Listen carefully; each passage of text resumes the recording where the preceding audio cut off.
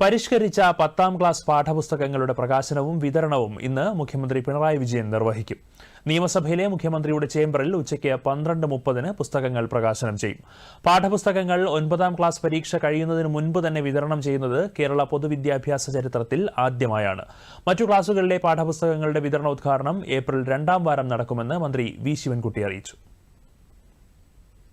നീണ്ട 10 വർഷത്തെ ഇടവേളയ്ക്ക് ശേഷമാണ് സംസ്ഥാനത്തെ പാഠ്യപദ്ധതി പരിഷ്കരിക്കുന്നത്. പ്രീ പ്രൈമറി മുതൽ ഹയർ സെക്കൻഡറി വരെയുള്ള പാഠ്യപദ്ധതി പരിഷ്കരണ പ്രവർത്തനങ്ങൾ പുരോഗമിക്കുകയാണ്.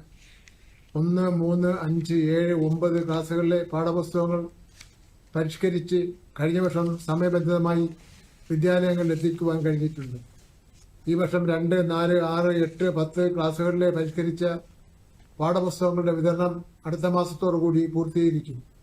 പൊതുവിദ്യാഭ്യാസ മേഖലയിൽ ആദ്യമായാണ് 9ാം ക്ലാസ്സിലെ വാർഷിക പരീക്ഷ കഴിയുന്നതിന് മുമ്പേ 10ാം ക്ലാസ്സിലെ പരിഷ്കരിച്ച പാഠപുസ്തകങ്ങൾ വിതരണം ചെയ്യുന്നത്. ഇത് വകുപ്പിനെ സംബന്ധിച്ച് അഭിമാന നിമിഷമാണ്. ഈ പരിഷ്കരണ പ്രവർത്തനം ഏറ്റെടുത്ത്